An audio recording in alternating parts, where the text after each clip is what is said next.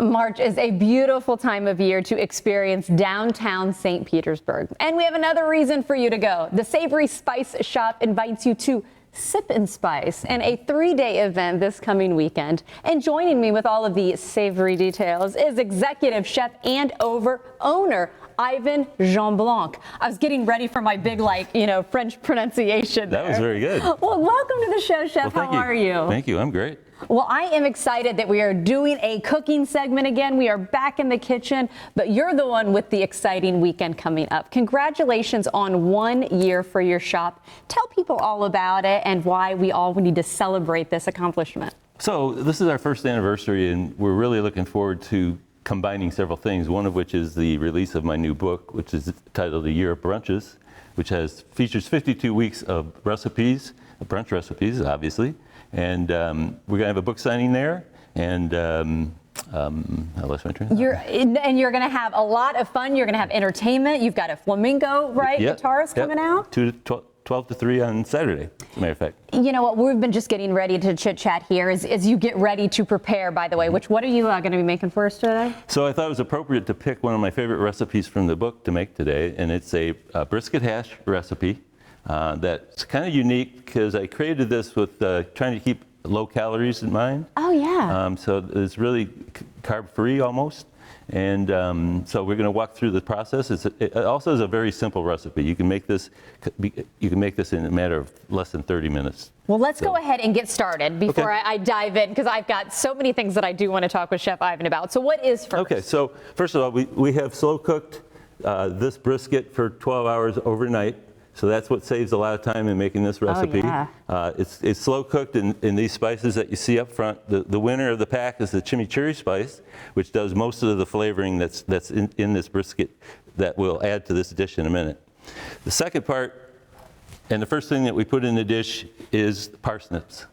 Parsnips are a substitute for potatoes in this hash recipe. That's how we get rid of some of the carbs.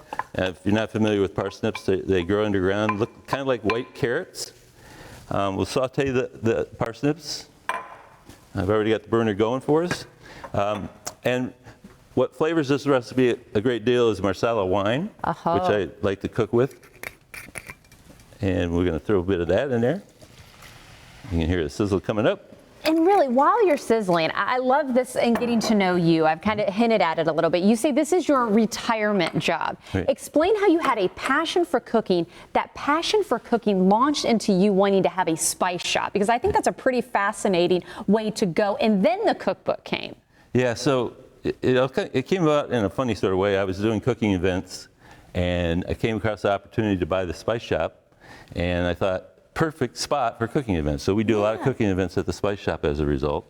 But we like to make good food great via the spices. So when you come to one of our cooking events, we're going to show you how to take this meat and turn it into something that you would not normally be able to turn it into unless you knew how to apply the spices. I love it. Now, I'm not chatting with you that things are going to burn, right? That's what I have to watch out being back in the kitchen here. To spice this up a little bit, we have some diced jalapenos.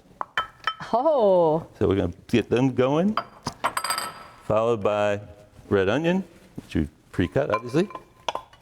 Oops, and really, like you said, you could do so much of this the night before, which, getting back to this being a brunch recipe, it makes sense. Yeah, so that sautés for a few minutes.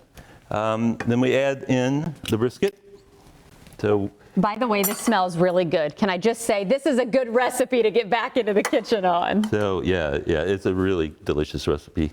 The brisket makes it, obviously, and you can see how tender this brisket looks just sitting here.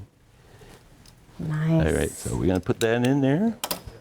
This is a sauce from making the brisket. And I wondered what that was. I saw that actually sitting on the counter before, and I'm like, what is it? So we're going to add that in there for additional flavor. And I just think, like, overall, like, I think about if I step foot in a spice shop, it can be overwhelming for people who are not, don't have the chef background. Right. I am far from it. That it can be overwhelming. And that's what I think is so cool about doing the cooking classes and having the cookbook. You make it easy and introduce people to different spices they should be trying. Yeah, we have almost 400 products in the store.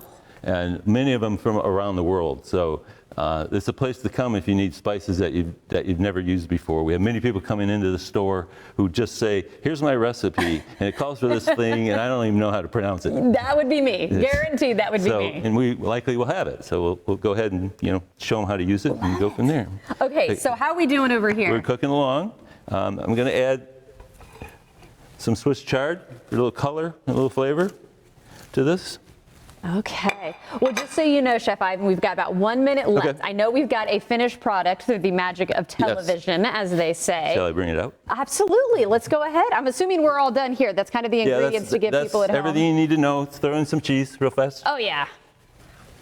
All right, that's done. Just like that. Let's bring out what it looks like.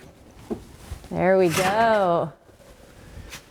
I was going to say, I saw your eggs over on the other side. Yeah. I didn't draw attention to that on the stove. But So that's what it looks like when you're done. I have poached eggs over here in an egg poacher. If you don't have one of these, you got to get one. It's the greatest thing, even for chefs. Even for chefs. Well, again, I'm so glad to meet you. We've got a fabulous recipe. Thank you for introducing us to your spice shop. Now let's go ahead, though, and still finish on the festival, the fun that is to be had this weekend. Once again, tell people it's a 3-day event, right? 3-day, March 4th, 5th, and 6th. It will have tastings, some of them from the book. Oh, nice. Some not from the book. We'll also have the most important piece of brunch called champagne, mimosas. We'll be serving all 3 days. Oh, Chef, I love that. It's free and open to the public, so everybody. Good stuff. Yes, and entertainment, entertainment lots of fun. from 12 to 3 on Saturday. Anything Good else? stuff. Book signing? I think it's great. It is a win-win. Chef Ivan, thank you so much for coming in today. Thank you for having me.